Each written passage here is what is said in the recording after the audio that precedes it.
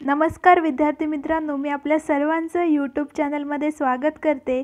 आज आपण इयत्ता 10वी विज्ञान भाग 2चा धडा 3 सजीवातील जीवन प्रक्रिया भाग 2 यामधील बहुपेशीय सजीवांतील अलैंगिक प्रजनन पाहणार आहोत। या अलैंगिक प्रजननाचे प्रकार पडलेले आहेत 5।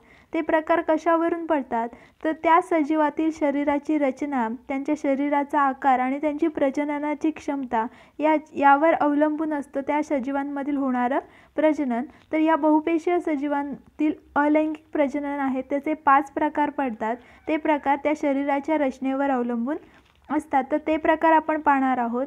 त्याचप्रमाणे एकपेशीय सजीवातील अलैंगिक प्रजनन हे आपण या आधीच्या पार्टमध्ये पाहिलेलं आहे आणि त्या व्हिडिओची लिंक मी डिस्क्रिप्शन बॉक्समध्ये देत आहे। त्याचप्रमाणे जर तुम्ही चॅनलवर नवीन असाल तर प्लीज चॅनलला सबस्क्राइब करा आणि त्या बाजूला असणाऱ्या बेल आयकॉनवर क्लिक करा, म्हणजे नवीन व्हिडिओचं नोटिफिकेशन तुम्हाला लगेचच मिळेल। बघा, आपला आजचा टॉपिक आहे बहुपेशीय सजीवांतील अलैंगिक प्रजनन। या बहुपेशीय सजीवांतील अलैंगिक प्रजननाचे 5 प्रकार पडतात, ते म्हणजेच खंडीभवन, पुनर्जनन, मुकुलायन, शाकीय प्रजनन आणि बीजाणू निर्मिती असे 5 प्रकार। त्यामधील पहिला प्रकार आहे खंडीभवन। आता खंडीभवन म्हणजेच काय तर त्या शब्दातच आहे खंडीभवन। खंडीभवन कोणाचं होतं तर एका सजीवाचं होतं। खंडीभवन म्हणजेच काय, त्याचे तुकडे तुकडे होणे, बरोबर। आता उदाहरण घेऊ आपण इथे स्पायरोगायराचं। स्पायरोगायराचं खंडीभवन झालं म्हणजे त्याचे 2 तुकडे झाले, तर त्याचे जेवढे तुकडे होतात, फॉर एक्झाम्पल 2 तुकडे झाले तर हे 2 तुकडे म्हणजे 2 सजीव हे नवजात सजीव म्हणून जगायला सुरुवात करतात। या प्रक्रियेला किंवा या प्रजननाला खंडीभवन असं म्हणतात। म्हणजेच त्या सजीवाचे जेवढे तुकडे होतात तो प्रत्येक तुकडा ॲज अ इंडिव्हिज्युअल स्वतंत्र सजीव म्हणून जगायला सुरुवात करतो। बघा, हा अलैंगिक प्रजननाचा प्रकार बहुपेशीय सजीवात आढळतो। या प्रकारात जनक सजीवाच्या शरीराचे अनेक तुकडे होऊन प्रत्येक तुकडा नवजात सजीव म्हणून जीवन जगू लागतो। जनक सजीव म्हणजेच काय, ज्याचं प्रजनन होणार आहे तो मूळ जो असतो पॅरेंट तो त्याला म्हणतात जनक सजीव, आणि ज्याचे तुकडे होऊन जे नवीन सजीव तयार होतात त्यांना नवजात सजीव असं म्हणतात। जसे की शैवाल, स्पायरोगायरा आणि सायकॉन सारख्या स्पंज या प्रकारात मोडणाऱ्या सजीवांमध्ये या प्रकारचे का होते, प्रजनन होते। म्हणजे स्पायरोगायराची जशी रचना आहे तशी रचना असणारे जे अनेक सजीव आहेत अशा सजीवांचं का होतं तर खंडीभवन होतं।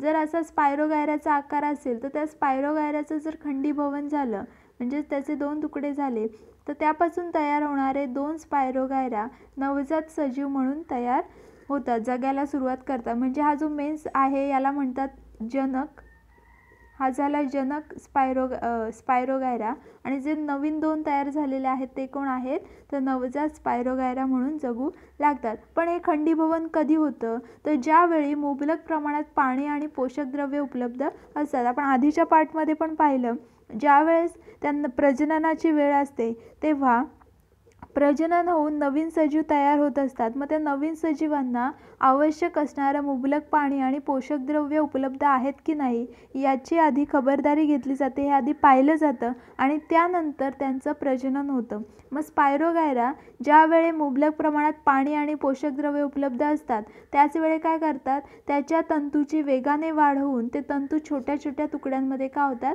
खंडीभवन होतात।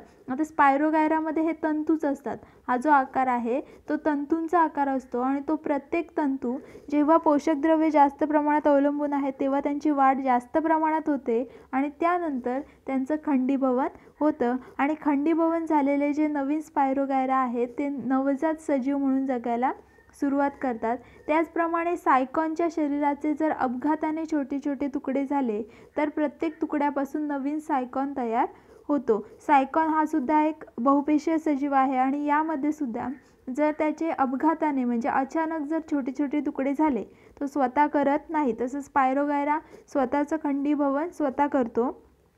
पण जर सायकॉनचं जर अपघाताने छोटे तुकडे झाले तर प्रत्येक तुकडा नवजात सायकॉन म्हणून जगायला सुरुवात करतो। अशा प्रकारे हे खंडीभवन बहुपेशीय सजीवांमध्ये होते। त्याचप्रमाणे त्याचा दुसरा प्रकार आहे तो म्हणजे पुनर्जनन। बहुपेशीय सजीवांतील अलैंगिक प्रजननाचा दुसरा प्रकार आहे पुनर्जनन। यामध्ये सुद्धा एका सजीवाचे 2 सजीवांमध्ये का होतं, रूपांतर होतं। म्हणजेच काय होतं, त्यांचं प्रजनन होतं, डिव्हिजन होतं। मग ते कसं होतं बघा, तर पुनर्जनांमध्ये एखाद्या सजीवाच्या कुठल्याही भागापासून कुठल्याही पार्टपासून तो पूर्ण सजीवाची वाढ होते. म्हणजे जरी त्याचं डोकं अवेलेबल असेल तर डोक्यापासून पूर्ण सजीव तयार होतो, किंवा शेपटीचा भाग असेल तर शेपटीच्या भागापासून पुढचा त्याचा शरीराचा उरलेला जो भाग आहे तो तयार होतो. आणि अशा प्रकारे त्याचं काय होतं तर पुनर्जनन होतं. धोक्याच्या वेळी पाल स्वतःची शेपटी तोडून टाकते आणि कालांतराने तोडून टाकलेला शेपटीचा भाग पुनर्जनित केला जातो. हा मर्यादित पुनर्जनाचा प्रकार आहे. आपण पाहिलं असेल तर काही वेळा जे पाल आहे ती पाल धोक्याच्या वेळी म्हणजेच तिच्यावर जर कोणी आघात केला किंवा कोणी मारायचा प्रयत्न केला तर ती काय करते, पहिले तिची शेपटी तोडून टाकते. आणि ती शेपूट जर तुम्ही पाहिली असेल तर ती हालत असते, म्हणजे त्याच्यामध्ये थोड्या प्रमाणात जीव अस्तित्वात असतो. ती शेपटी हालत असते म्हणजे त्या शेपटीमध्ये थोड्या प्रमाणात जीव अस्तित्वात असतो. आणि त्या शेपटीच्या भागापासून नंतर मग त्या पूर्ण पालीची काय होते तर वाढ होते. पण हे मर्यादित आहे. हा जो प्रकार आहे पुनर्जननाचा हा मर्यादित आहे, हा नेहमी होत नाही. परंतु प्लॅनेरिया आहे तो प्लॅनेरिया याच प्रकारे नवीन 2 सजीवांची निर्मिती करतो. ते कसं बघा, हा जो प्लॅनेरिया आहे तो जेव्हा पुनर्जनांचा भाग असतो किंवा जेव्हा प्रजननाची वेळ असते तेव्हा आपल्याच शरीराचे तो 2 तुकड्यांमध्ये रूपांतर करतो, 2 तुकडे करतो. म्हणजेच काय, त्याचा आकार असा आहे. तर हा जो डोक्याचा भाग आहे तो वेगळा आणि हा जो शेपटीचा भाग आहे हा वेगळा, असे 2 तुकडे तो शरीराचे करतो. आणि प्रत्येक तुकड्यापासून शरीराचा उर्वरित भाग तयार करून 2 नवजात प्राणी तयार केले जातात. इथे पाहिलं तर बघा, हा डोक्याचा भाग आहे आणि हा शेपटीचा भाग आहे. हे 2 भाग वेगळे केले. हा डोक्याचा भाग वेगळा केला, शेपटीचा भाग वेगळा केला. नंतर डोक्याच्या भागापासून त्याने उरलेला जो खालचा पार्ट आहे तो स्वतः तयार केला आणि त्यापासून एक नवजात त्याचा सजीव तयार झाला. आणि त्यानंतर शेपटीचा भाग आहे त्या शेपटीच्या भागापासून वरचा पूर्ण भाग तयार केला आणि त्यापासून एक नवजात प्लॅनेरिया तयार केला. म्हणजेच काय, एका प्लॅनेरियापासून 2 नवजात प्लॅनेरिया तयार केले. कोणत्या पद्धतीने? पुनर्जनन प्रक्रियेने. म्हणजेच काय, आपल्या शरीराचे 2 तुकडे करून प्रत्येक तुकड्यापासून शरीराचा उर्वरित भाग तयार करणे, ही जी प्रक्रिया आहे त्याला म्हणतात पुनर्जनन. आणि त्याचं उदाहरण आहे प्लॅनेरिया. त्यानंतर तिसरा प्रकार आहे मुकुलायन. आता मुकुल म्हणजेच काय, एखाद्या वनस्पतीला मुकुल येतं, मोड येतं आणि त्या मुकुलापासून नवीन वनस्पतीची काय होते तर वाढ होते आणि निर्मिती होते, त्यालाच म्हणतात मुकुलायन. मग ते मुकुल कोणाला येतं तर एखादं वनस्पती आहे बरोबर, आणि त्या वनस्पतीला जर एखादं मुकुल फुटलं तर त्या मुकुलापासून नवीन वनस्पती तयार होते बरोबर. आणि मग ती वनस्पती जर स्वतःचं पोषण स्वतः करण्यासाठी त्या योग्यतेची झाली तर तो जो झाड आहे ते तिथून काय होतं निघून ॲज अ इंडिव्हिज्युअल वनस्पती म्हणून वाढ व्हायला सुरुवात होते, त्यालाच म्हणतात मुकुलायन.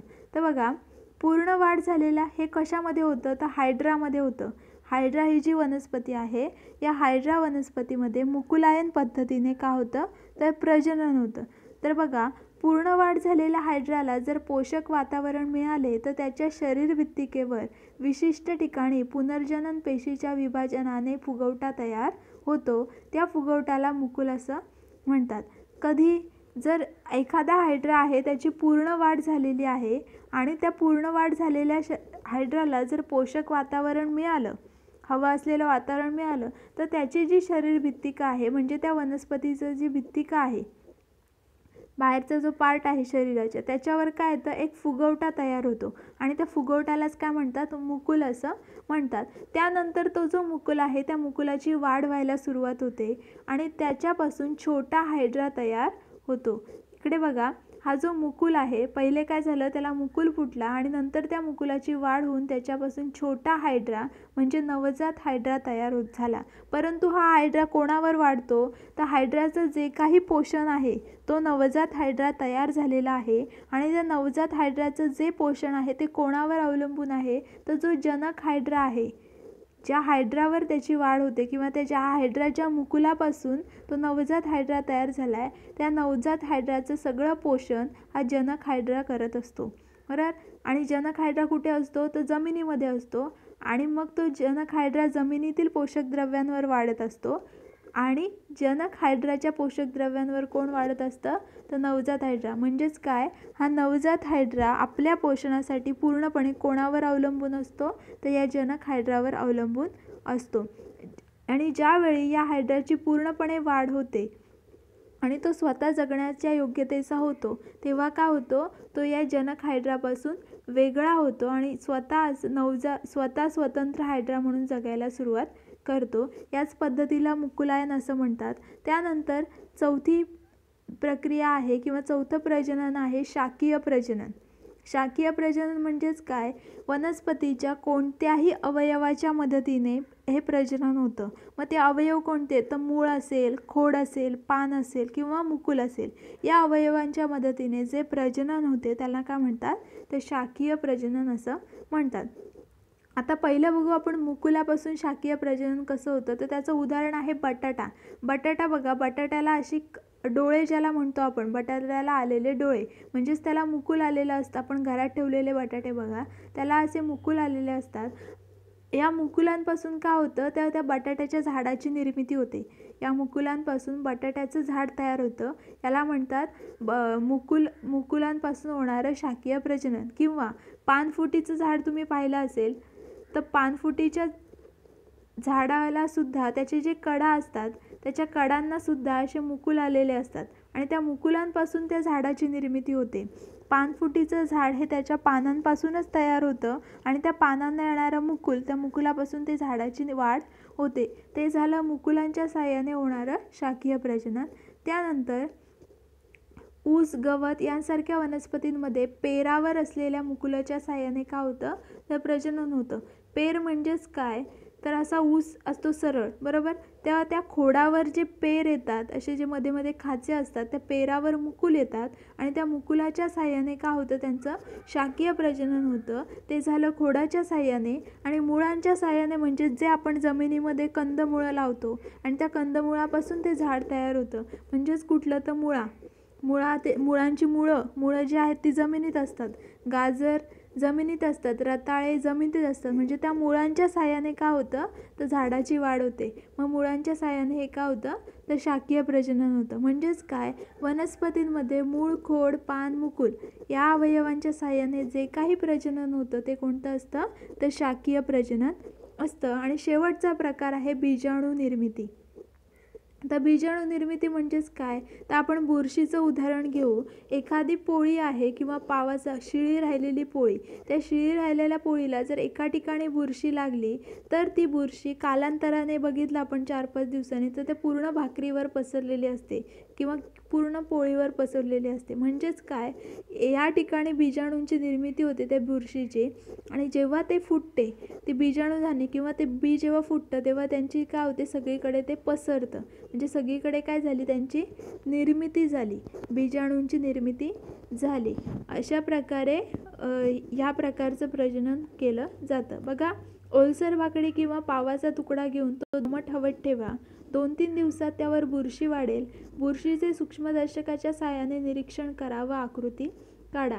जेव्हा आपण ओलसर, ही बुरशी वाढ कुठे होते, तर एखाद्या दमट ठिकाणी या बुरशीची वाढ होते.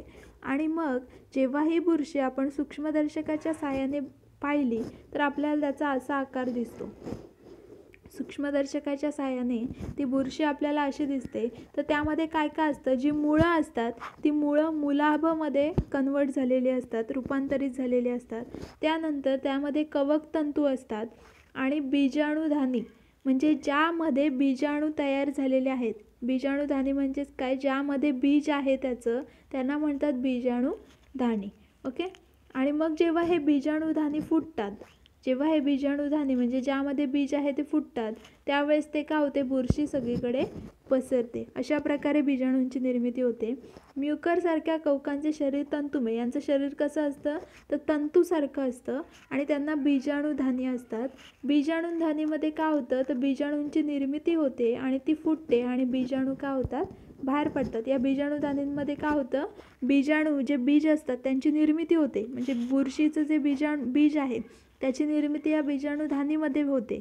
आणि मग जेव्हा ती फुटते तेव्हा त्याच्यातून बीजाणू काय होतात, बाहेर पडतात आणि जेव्हा हे बीजाणू बाहेर पडले ते काय ओलसर जागीच रुजतात. जर कोरडी हवा असेल तर तिथे ते रुजत नाही. ज्या ठिकाणी ओलसर उबदार जागी असते तिथे ते रुजतात आणि त्यापासून ते कवकजाल तयार होतं आणि मग ते संपूर्ण त्या भाकरीवर किंवा पावाच्या तुकड्यावर पसरतं आणि अशा प्रकारे ती बुरशी काय होते तर वाढत जाते. अशा प्रकारे आपण बहुपेशीय सजीवातील अलैंगिक प्रजननाचे 5 प्रकार आपण पाहिलेले आहेत आणि अलैंगिक प्रजननाचा भाग इथे संपलेला आहे. एकपेशीय सजीव आणि बहुपेशीय सजीव या दोन्ही सजीवांतील अलैंगिक प्रजनन आपण पाहिलेलं आहे.